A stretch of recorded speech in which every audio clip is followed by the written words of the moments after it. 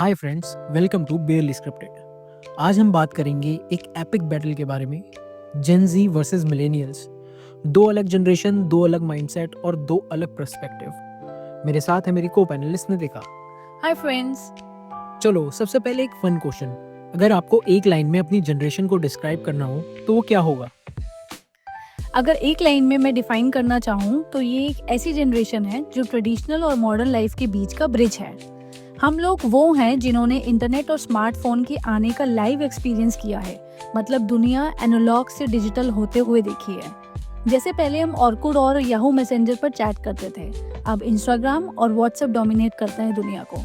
पहले keypad phone पर भी स्नेक, कार रेसिंग और ब्लॉक्स वाली गेम्स खेलकर भी हमें बहुत खुशी हो जाती थी, जो अब स्मार्टफोन यूज कर भी नहीं मिलती। ये वो जनरेशन है जो फेसबुक पे शुरू हुई और इंस्टाग्राम रील और ट्विटर थ्रेड तक पहुंची। जैसे कि एक मिलेनियल सुबह उठ के न्यूज़पेपर की बजाय इंस्टाग्राम स्क्रॉल करता है और कहीं भी घूमने जाएगा तो पहले इंस्टाग्रामेबल मोमेंट कैप्चर करना उसके लिए इम्पोर्टेंट होता है। मिलेनियल्स ओल्ड स्कूल और न्यू एज का कल्चर का मिक्स हैं। ये वो लोग हैं जिन्होंने चाइल्डहुड में गली क्रिकेट खेला है, लेकिन अब गेमिंग, कंसोल और ई स्पोर्ट को सपोर्ट करते हैं।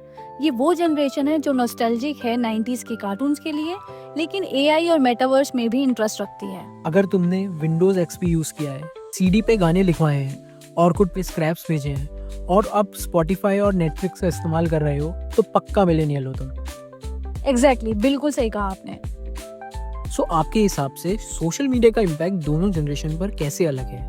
क्या जेनजी को अपनी सेल्फ इमेज को लेकर ज्यादा प्रेशर फील होता है? हाँ, सोशल मीडिया का इम्पैक्ट मिलेनियल और जेनजी दोनों पर है, लेकिन दोनों जनरेशन इसे अलग तरीके से इंटरैक्ट करती हैं। जेनजी पर सोशल मीडिया का साइकोलॉजिकल इम्पैक्ट ज्यादा इंटेंस है, स्पेशली सेल्फ इमेज और मेंटल हेल्थ के मामले में। जेनजी पूरा डिजिटल एरा में बॉर्न हुए हैं, जिन्होंने बचपन से ही स्मार्टफोन्स और सोशल मीडिया का एक्सपोजर लिया है। इनके लिए सोशल मीडिया सिर्फ एक प्लेटफॉर्म नहीं बल्कि एक आइडेंटिटी बन चुका है, जहां लाइक्स, कमेंट्स और self engagement self worth define करता है।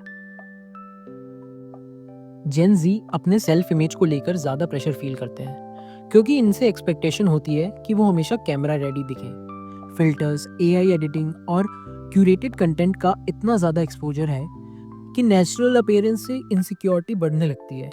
मिलेनियल्स भी सोशल मीडिया से इन्फ्लुएंस्ड होते हैं, लेकिन उनका पर्सपेक्टिव थोड़ा बैलेंस होता है क्योंकि उन्होंने एक ऐसी दुनिया देखी है जहां सोशल वैलिडेशन इतना ज्यादा डोमिनेंट नहीं था।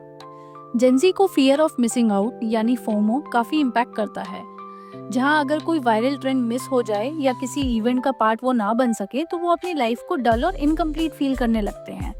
मिलेनियल्स में ये प्रेशर रिलेटिवली कम है और अब वो gradually JOMO, that is joy of missing out, accept कर रहे हैं, जिसमें वो डिजिटल डिटॉक्स और माइंडफुल लिविंग को प्रेफर करने लगे हैं। तो पहले के टाइम पर मिलेनियल्स को काफी प्रेशर था सेटलिंग डाउन और फाइनेंशियल स्टेबिलिटी को लेकर, लेकिन जेनजी का mindset live in the moment का है। आपका क्या ओपिनियन है इस पर? देखिए, मिलेनियल्स के टाइम पर फाइनेंशियल स्टेबिलिटी और सेटलिंग डाउन एक बड़ा प्रेशर था, क्योंकि सोसाइटी का स्ट्रक्चर ही वैसे बना हुआ था कि एक फिक्स करियर, घर, शादी और लॉन्ग टर्म इन्वेस्टमेंट्स मैंडेटरी समझे जाते थे। लेकिन जेनजी का अप्रोच ज्यादा एक्सपीरियंस ड्रिवन है, जिसमें लिव इन द मोमेंट और सेल्फ ग्रोथ को ज्यादा इंपॉर्टेंस दी जा रही है। अब सवाल ये उठता है कि क्या ये माइंडसेट लॉन्ग टर्म सस्टेनेबल है या नहीं। शॉर्ट टर्म में देखा जाए तो जेनजी का अप्रोच स्ट्रेस फ्री और मेंटली फुलफिलिंग लगता है। ये लोग travel, passion projects, freelance work और पर्सनल डेवलपमेंट पे फोकस कर रहे हैं, जो एक अच्छी चीज है। लेकिन लॉन्ग टर्म में फाइनेंशियल सिक्योरिटी और स्टेबिलिटी की जरूरत तो सबको होती है। यू ओनली लिव वंस यानी YOLO lifestyle short term happiness तो दे सकता है, पर अगर प्रॉपर फाइनेंशियल प्लानिंग ना हो तो आगे चलकर चैलेंजेस बढ़ सकते हैं। एक बैलेंस अप्रोच जरूरी है जिसमें जेनजी का फ्लेक्सिबिलिटी और सेल्फ ग्रोथ वाला माइंडसेट मिलेनियल्स की फाइनेंशियल प्लानिंग और स्टेबिलिटी के साथ मर्ज हो सके। फ्यूचर में गिग इकोनॉमी और डिजिटल करियर बढ़ने के चांसेस हैं, तो हो सकता है कि स्टेबिलिटी का ट्रेडिशनल कॉन्सेप्ट भी इवॉल्व हो जाए। हाँ जरूर, लेकिन एक बेसिक सेफ्टी नेट, इन्वेस्टमेंट्स और रिटायरमेंट प्लानिंग को इग्नोर करना रिस्की हो सकता है। एक्सपीरियंस और फाइनेंशियल सिक्योरिटी का बैलेंस ही लॉन्ग टर्म सक्सेस का की होगा। जेनजी वर्सेस मिलेनियल के डिफरेंस को आप कैसे देखते हो? 90s का प्यार था लेटर्स और शायरी, अब डीएम्स में होती है डेटिंग की तैयारी। मिलेनियल्स ने किया वेट घंटों तक, जेनजी कहे सीन तो हो गया ना बस। शक्तिमान देख के बड़े हुए जो कल, जेनजी के हीरो है एनीमे और मार्वल। मिलेनियल्स की रात थी एफएम के साथ, जेंजी की दुनिया है स्पॉटिफाई पे बात। गली में खेलने का था एक अपना ही मजा, अब ऑनलाइन गेम ने सबको बांध सा दिया। मिलेनियल्स की दोस्ती थी स्कूल के गेट तक, जेंजी की बॉन्डिंग है डिस्कॉर्ड और चैट तक।